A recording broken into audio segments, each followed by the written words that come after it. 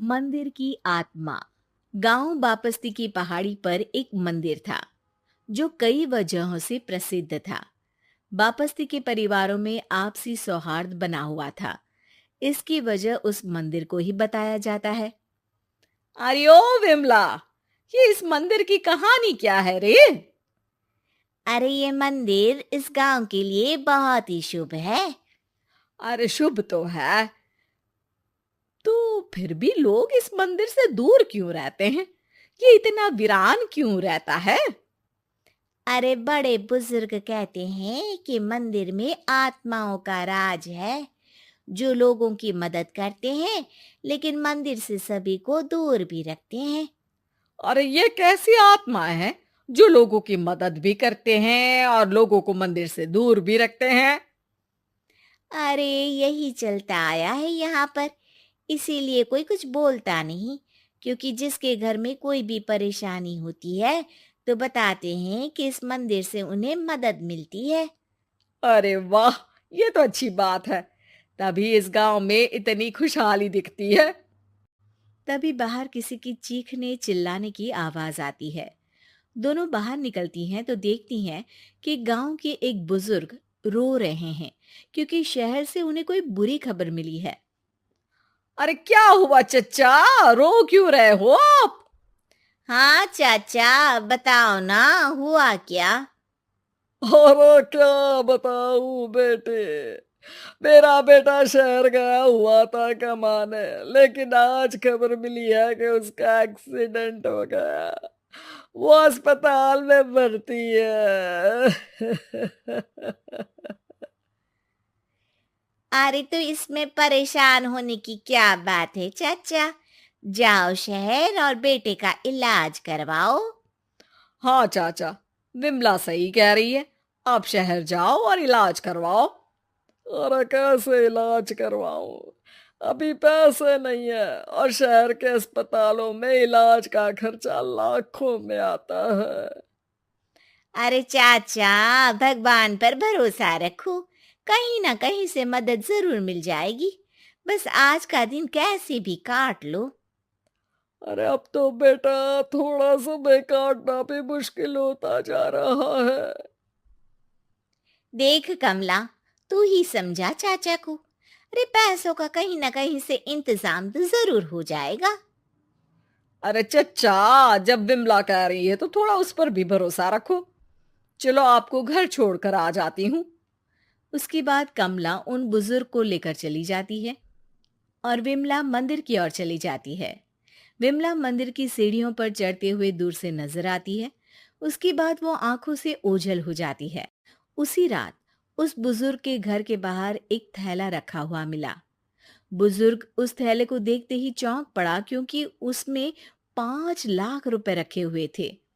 वो बुजुर्ग सुबह दौड़ा दौड़ा गांव के दूसरे बुजुर्गों के पास गया। और मंगल भाई सुनो, मेरे घर के बाहर ये पैसों से भरा बैग रखा हुआ मिला है। अरे किसका है ये भाई? अरे भैया, मुझे क्या पता। तभी उधर से कमला और विमला निकलती हैं। अरे बेटा सुन तो, देख ये क्या रखा हुआ था मेरे घर के सामने। कमला और विमला हैरानी से देखती हैं। अरे वाह, देख विमला, तूने कहा था ना कि कोई ना कोई मदद जरूर करेगा। अरे भगवान सबकी मदद करते हैं। ये पैसों की मदद भी भगवान ने ही भेजी है। और क्या। अब चच्चा सोच क्या रहे हो, शहर जाओ और बेटे का इलाज करवाओ। ठीक है बेटियों, जो तुम कहो। चलो निकलता हूँ शहर बेटे का इलाज करवाने के लिए। अरे विमला, एक बात तो बता, ये इन्हें मिले तो कैसे मिले पैसे? अरे मैं ना कहती थी कि ये मंदिर सबकी मुसीबतों में मदद भेजता है।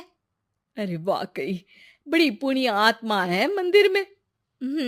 सो तो है, लेकिन उनके बारे में लोगों को कम ही पता है। अच्छा, और तुम्हें क्या पता है? अ, जितना पता था वो तो बता दिया। ना रे ना, मैं नहीं मानती। तू कुछ तो छिपा रही है। अरे कुछ ना छिपा रही, जो पता था वो बता दिया। मंदिर से लोगों को मदद मिलती है, बस इतना ही पता है।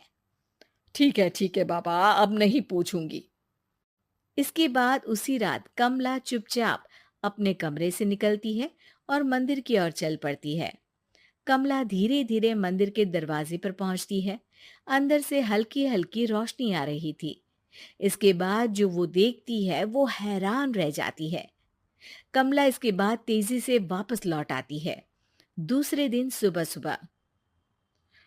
अरे विमला, तू तो छिपी रुस्तम निकली। है? ऐसा क्या छिपा लिया मैंने? अरे तूने तो भनक ही नहीं लगने दी और चाचा की मदद भी कर दी। हैं? ये क्या कह रही हो? ऐसा कैसे कह सकती हो तुम? मैंने कोई मदद वदद नहीं की। अरे सब पता है मुझे, कल रात मैं गई थी मंदिर।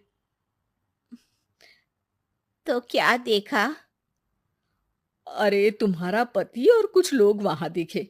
बोरियों में नोट भरे हुए थे और सभी नोट गिनने में लगे हुए थे।